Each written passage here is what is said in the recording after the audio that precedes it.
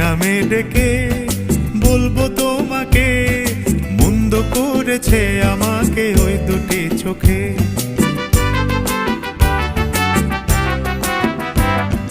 কি নামে ডেকে বলবো তোমাকে, মন্দ করেছে আমাকে ওই দুটি চোখে।